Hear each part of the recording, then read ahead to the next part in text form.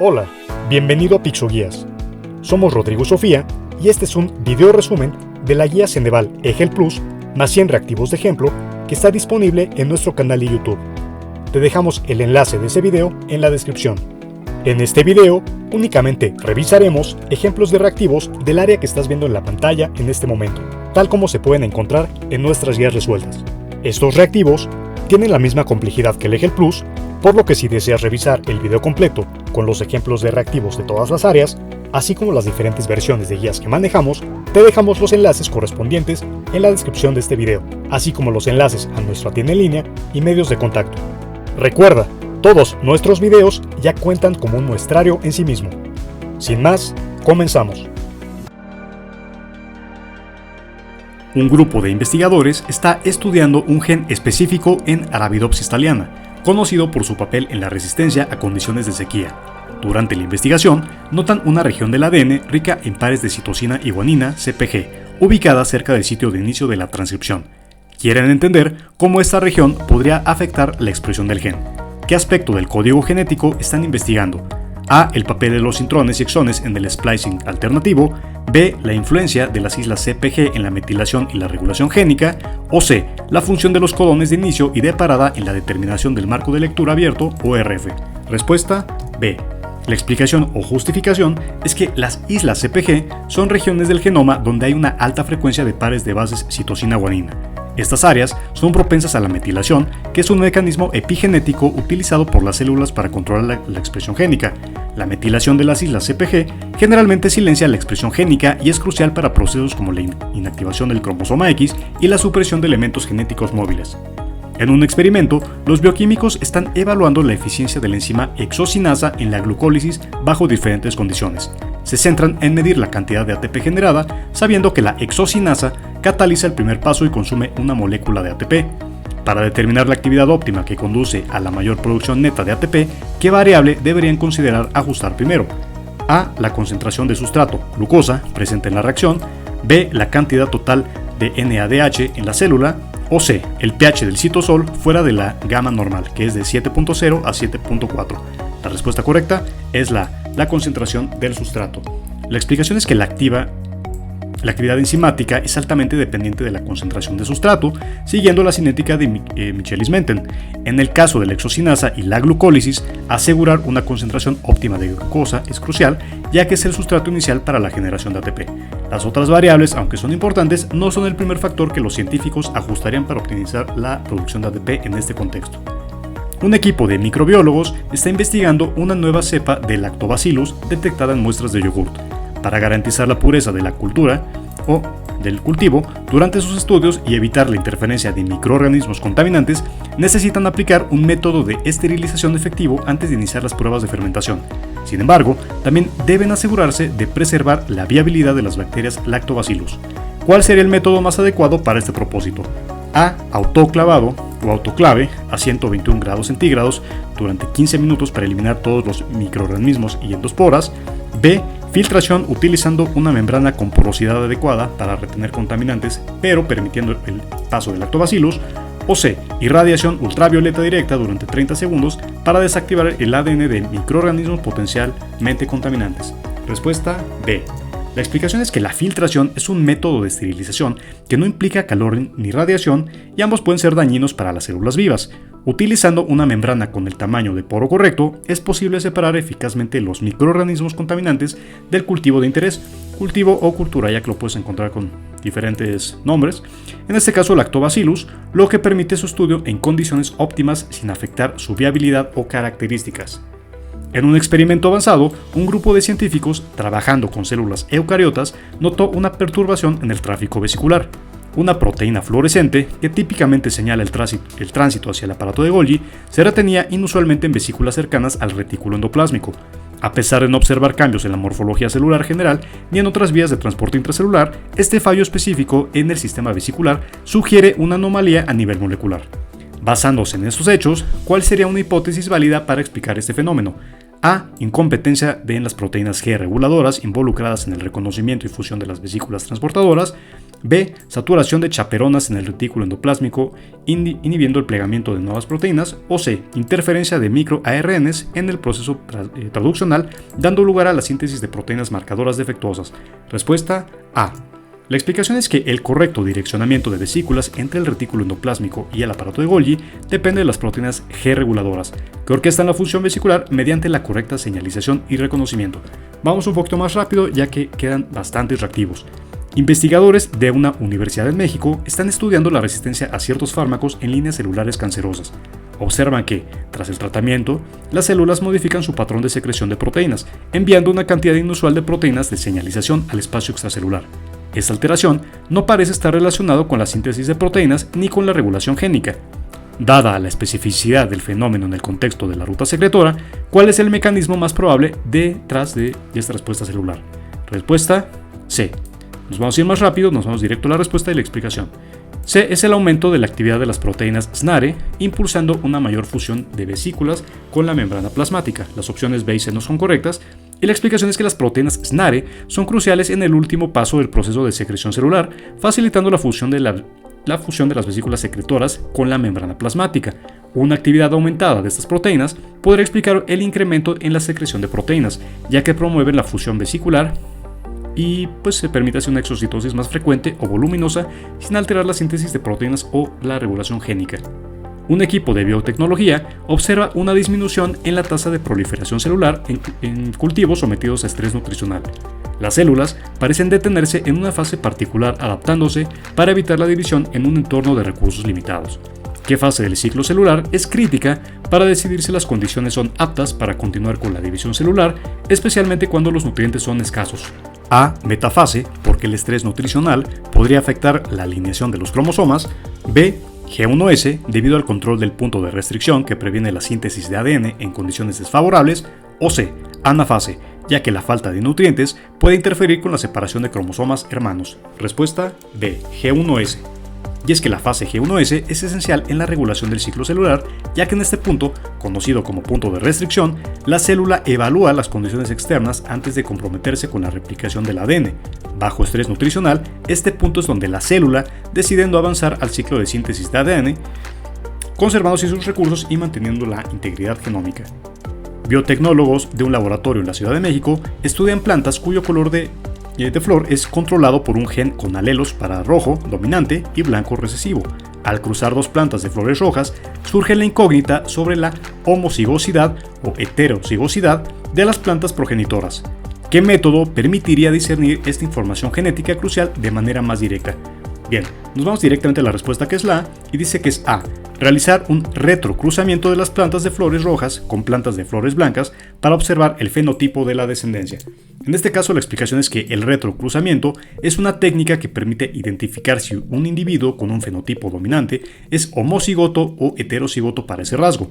Cruzar la planta de flores rojas con una de flores blancas o heterocigota revelará su constitución genética basándose en los fenotipos observados en la descendencia.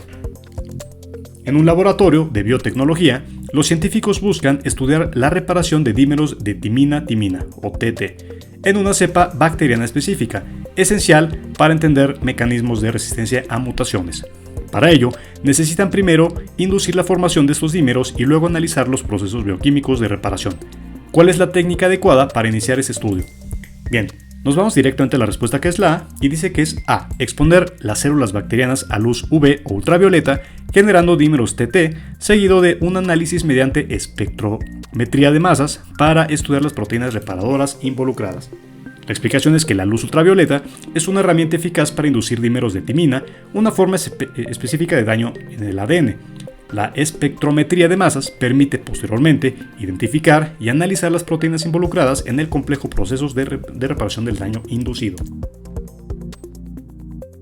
Durante un experimento de laboratorio, un estudiante de biotecnología está investigando los efectos de varios inhibidores en la fotosíntesis de las plantas de espinaca, Spinacia oleracea.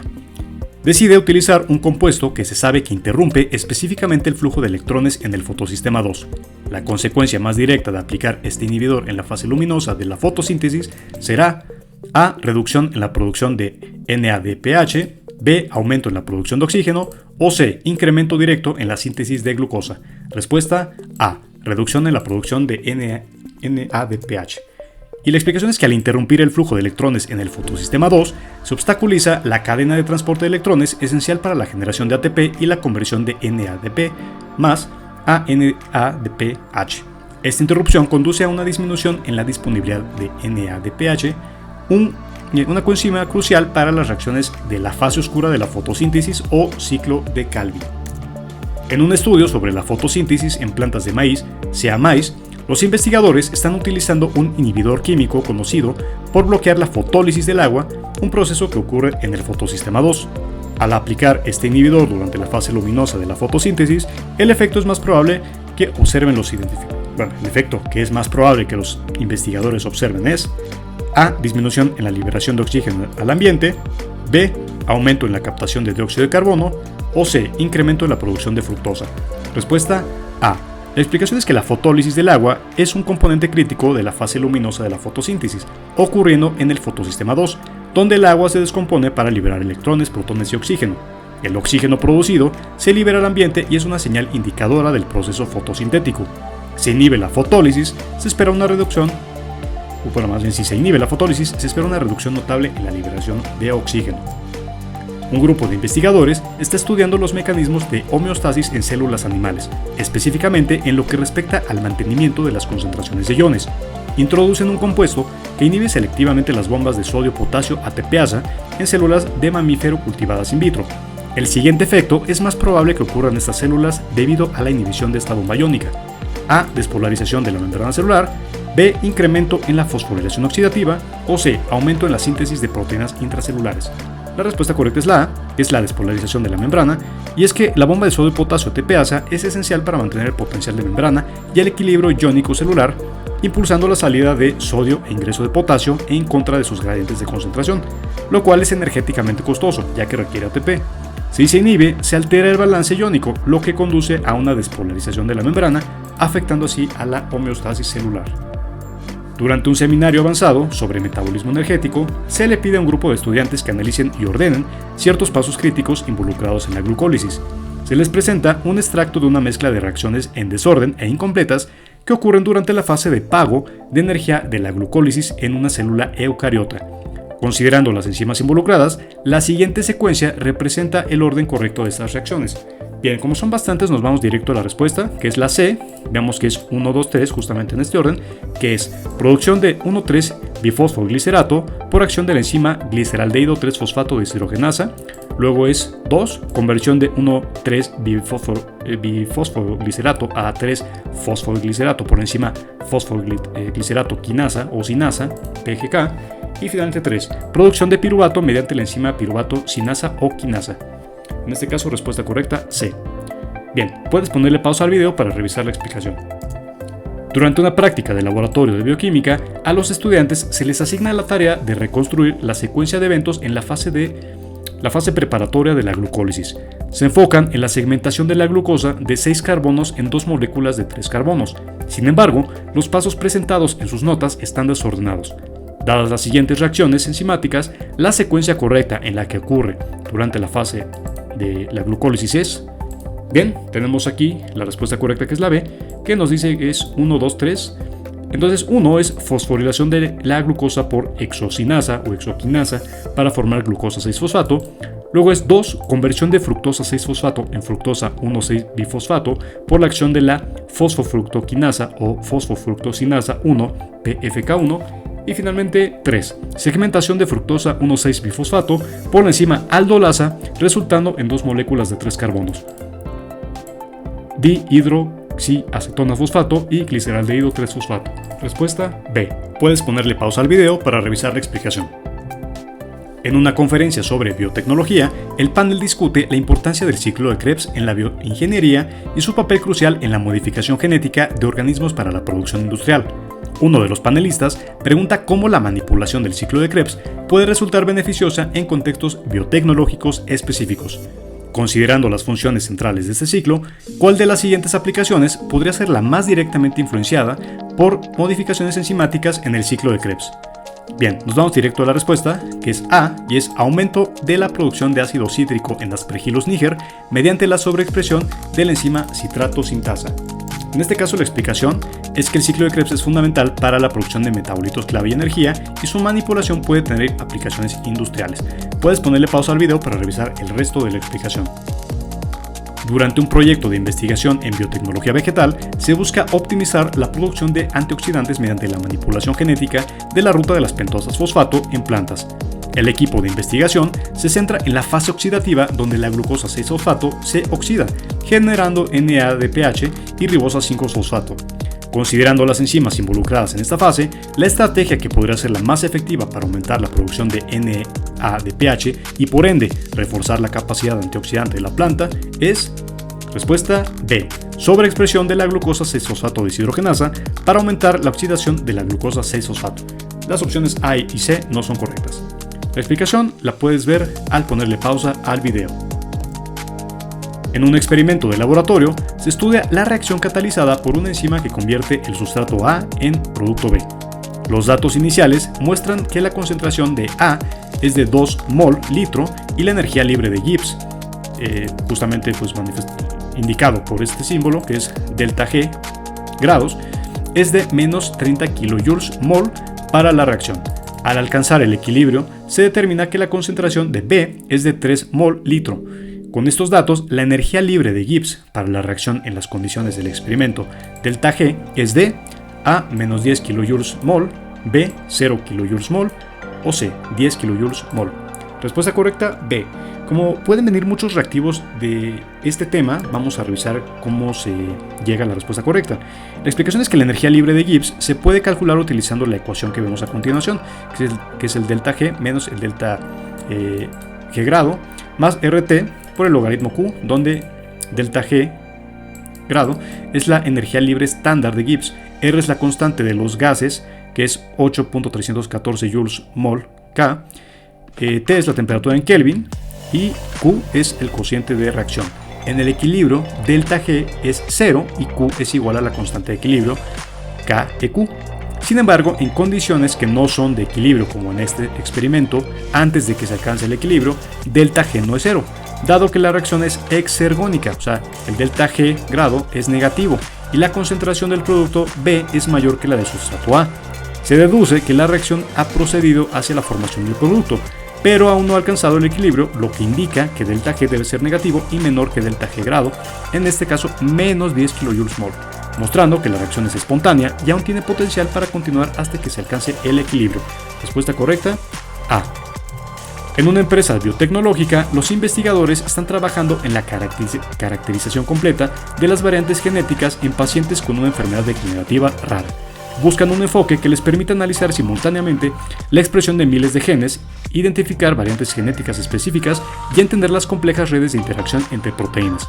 El enfoque ómico, que sería más apropiado para este análisis integral, es que justamente ese es un tema muy preguntado en el examen. Bueno, nos ponen las opciones A, metabolómica, para estudiar los perfiles metabólicos únicos de los pacientes, B, genómica y transcriptómica, para el análisis exhaustivo de variantes genéticas y la expresión génica, o C, proteómica, para analizar exclusivamente las estructuras de las proteínas involucradas. La respuesta correcta es la B, y justamente es la genómica y transcriptómica más adecuada para un estudio comprensivo que requiere el análisis de variantes genéticas y la expresión genética en enfermedades. La genómica se utiliza para estudiar la secuencia completa de ADN, identificando variantes genéticas que podrían estar asociadas con la enfermedad, mientras que la transcriptómica analiza los niveles de ARN mensajero en las células, permitiendo a los investigadores comprender qué genes están activamente expresándose y en qué niveles. Un laboratorio de biotecnología está explorando nuevas terapias génicas para trastornos metabólicos raros utilizando herramientas de edición genética. El equipo desea emplear una técnica que permita una edición precisa del genoma, minimizando las mutaciones fuera del objetivo y posibilitando la corrección dirigida de mutaciones puntuales. Están considerando las técnicas avanzadas de las ciencias ómicas y de edición de genes. De las siguientes, la estrategia que sería la más adecuada para este propósito es A. Empleo de la técnica CRISPR-Cas9, clásica para la destrucción indiscriminada de secuencias genéticas defectuosas.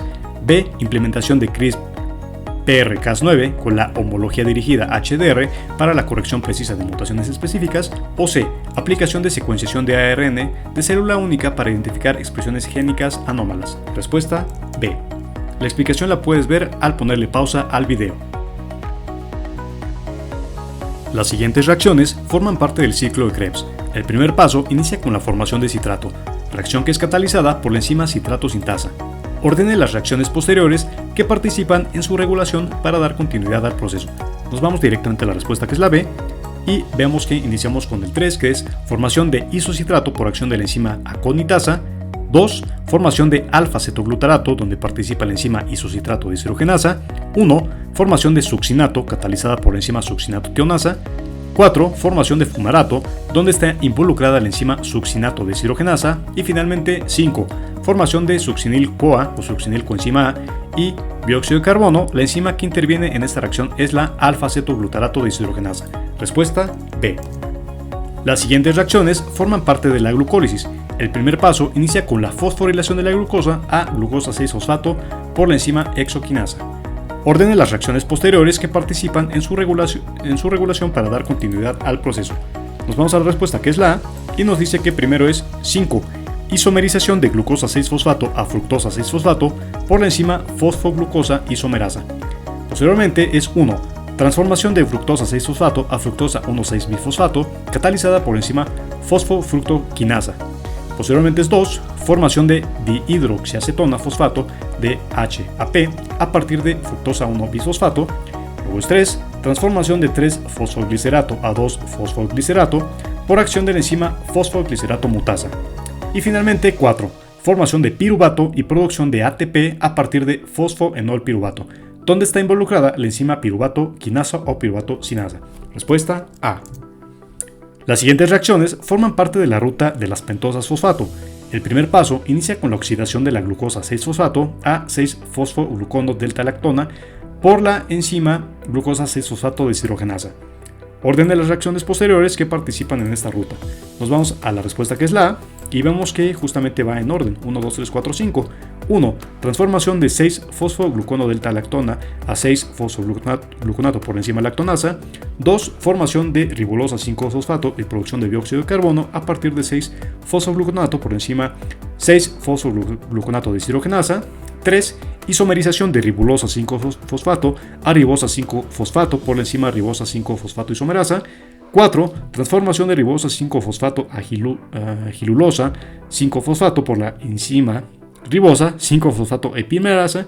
Y 5. Formación de fructosa 6-fosfato y glucosa 6-fosfato a partir de eritrosa 4-fosfato y gilulosa 5-fosfato respectivamente. Respuesta A. Las siguientes vías metabólicas son cruciales para la síntesis de biomoléculas esenciales en el cuerpo humano. Orden de las vías metabólicas, en este caso anabólicas, según la secuencia en que se activarían desde el inicio de la síntesis de biomoléculas a partir de una molécula de glucosa. Bien, la opción correcta es la B, y nos dice que primero es 2, vía de las pentosas fosfato, generación de ribosa 5-fosfato para la síntesis de nucleótidos. 1. Vía de la gluconeogénesis, síntesis de glucógeno a partir de glucosa 6-fosfato. 4. Vía de la síntesis de ácidos grasos, producción de ácidos grasos a partir de acetil-CoA. 5. Vía de la síntesis de proteínas, traducción de ARN mensajero a proteínas en ribosomas. Y 3. Vía de la desoxirribosa 5-fosfato, producción de precursores de lípidos y terpenos. Respuesta B.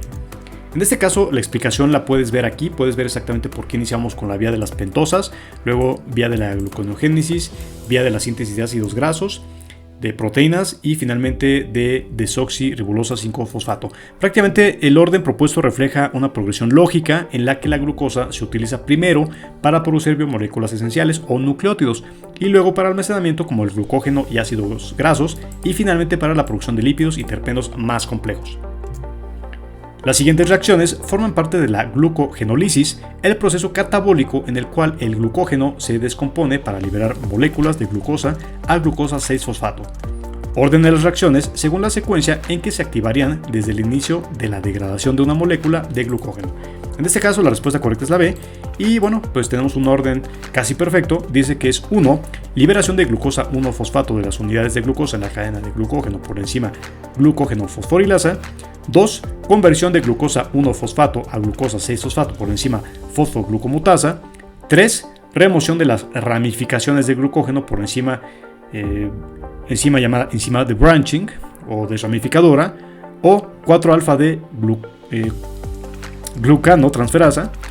5. Remoción de las ramificaciones finales de glucógeno por la enzima alfa 1,6 glucosidasa. Y 4. Liberación de glucosa libre en el hígado por la enzima glucosa 6 fosfatasa. La explicación pues justamente la puedes ver al ponerle pausa al video. Las siguientes reacciones forman parte de la lipólisis, el proceso catabólico en el cual los triglicéridos almacenados en los adipocitos se descomponen para liberar ácidos grasos y glicerol. Orden de las reacciones según la secuencia en que se activarían desde el inicio de la degradación de un triglicérido. Bien, nos vamos a la respuesta que es la A. Justamente vemos que la secuencia va en orden, 1, 2, 3, 4, 5.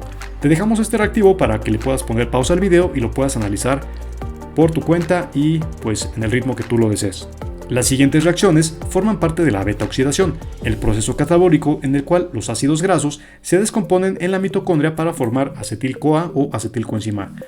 Orden de las reacciones según la secuencia en que se activarían desde el inicio de la degradación de un ácido graso. En este caso vemos que la respuesta correcta es la A. También la respuesta correcta nos dice que es un orden perfecto, 1, 2, 3, 4, 5, así que te dejamos este reactivo para que le pongas pausa al video y puedas revisarlo. La explicación la puedes encontrar justamente aquí. Muy bien, este reactivo es el que viene en tu guía gratuita descargable por parte de Ceneval. Vamos a analizarlo y dice así: a partir de las siguientes estructuras, identifique la relación correcta entre estructuras y los tipos de biomoléculas. En este caso nos ponen varias estructuras y las biomoléculas. Bien, aquí podemos ver exactamente cuáles son estas estructuras. Nos ponen lípido, carbohidrato, base nitrogenada y aminoácido. Aquí, bueno, pues es muy sencillo. Prácticamente aquí vemos que esta estructura es lo que viene siendo un aminoácido. Aquí en el 2 parecería que es un lípido. Posteriormente 3 es una base nitrogenada. Y 4 parece ser que es un carbohidrato. Entonces la respuesta correcta justamente sería esa. Seguimos adelante. Durante una conferencia en el Instituto Tecnológico de Monterrey se discute sobre las aplicaciones de la biotecnología en el diagnóstico de enfermedades genéticas. Se solicita a los asistentes que relacionen los subtemas con las respectivas herramientas y conceptos. En este caso, la respuesta correcta es la A. Entonces es 1A, 2B, 3C, 4D. Dice que el subtema de bioquímica y metabolismo pues se relaciona con el ciclo de Krebs, biología celular y genética con división celular y mitosis, 3. Microbiología con cultivo de bacterias en medios selectivos y 4. Biología molecular e ingeniería genética con técnicas de PCR. Este es un reactivo muy sencillo, es para que te des una idea de cómo puede venir, pero posteriormente pues aumenta la dificultad. Aquí tenemos este reactivo que dice que en un seminario sobre técnicas modernas de ingeniería genética en la UNAM se les muestra a los estudiantes diferentes técnicas y se les solicita que relacionen las técnicas. En este caso la respuesta también la vemos de este lado, que es la A. Entonces tenemos que la técnica de ingeniería genética conocida como CRISPR-Cas9 pues tiene una aplicación de corrección de mutaciones genéticas. La secuenciación de nueva generación NGS tiene aplicación en el estudio detallado del genoma humano. La técnica de PCR en tiempo real con la cuantificación de la expresión genética o génica y la electroporación con la introducción de ADN en células bacterianas. Justamente pues esa es la relación. Tenemos otro reactivo que dice que durante una clase de microbiología el profesor habla sobre diferentes tipos de bacterias y sus características. Se solicita a los estudiantes que relacionen las bacterias con sus características. Entonces aquí tenemos la respuesta que es la C. Vemos que por ejemplo Escherichia coli pues es una bacteria gram negativa encontrada en el intestino. Staphylococcus aureus es una bacteria gram positiva que puede causar infecciones cutáneas. Mycobacterium tuberculosis causa tuberculosis y tiene una pared celular compleja. Y 4. Helicobacter pylori es una bacteria que coloniza el estómago y puede causar úlceras. En una capacitación en bioquímica clínica, los profesionales de la salud analizan la relación entre distintas rutas metabólicas y sus intermediarios clave. Se pide relacionar las rutas con sus intermediarios representativos. Tenemos aquí la respuesta correcta, que es la B. Tenemos aquí que justamente el ciclo de Krebs se relaciona con su intermediario, que es acetil-CoA, 2 glucólisis con piruvato, 3 ciclo de la urea con arginina y la fosforilación oxidativa con el ATP. Durante un taller de biotecnología en la UNAM, el profesor presenta diferentes herramientas analíticas y sus aplicaciones. Relaciona adecuadamente cada herramienta con su correspondiente uso. Bien, pues tenemos aquí la respuesta, que es la A. Tenemos que la espectrofotometría tiene un uso para cuantificación de proteínas, la electroforesis en gel para separación de fragmentos de ADN, PCR o reacción en cadena de la polimerasa con amplificación de secuencias específicas de ADN. Y 4. Microscopía electrónica con observación detallada de estructuras celulares. Se nos pide relacionar cada bacteria con su respectivo mecanismo de resistencia. Tenemos aquí la respuesta que es la A. Vemos que Staphylococcus aureus se relaciona con la producción de beta-lactamasas, que es su mecanismo de resistencia. Escherichia coli con eflujo, o en inglés le llaman efflux, activo de antibióticos. 3. Pseudomonas aeruginosa con la modificación de la diana antimicrobiana. Y 4. Mycobacterium tuberculosis con el decrecimiento en la permeabilidad de la membrana externa. Bien, nos piden relacionar cada factor de virulencia con su correspondiente mecanismo de acción. La respuesta correcta es la A. Vemos que tenemos toxinas exotoxinas. En este caso, pues su mecanismo es la interrupción de funciones celulares del huésped o del hospedero. 2. La cápsula es la protección contra la fagocitosis. 3. Flagelos es movilidad y adherencia a tejidos. Y 4. Sistemas de secreción tipo 3. Se relaciona con la inyección directa de proteínas efectoras en las células del huésped. Bien, relacione cada tipo de mutación con su respectiva descripción. Tenemos aquí la respuesta que es la C. Entonces tenemos la mutación de punto, que es el cambio en un solo par de bases del ADN. 2. De lesión, que es la pérdida de una porción de material genético. 3. Duplicación, repetición de una secuencia de ADN. Y 4. Translocación, reordenamiento entre cromosomas no homólogos. Respuesta C.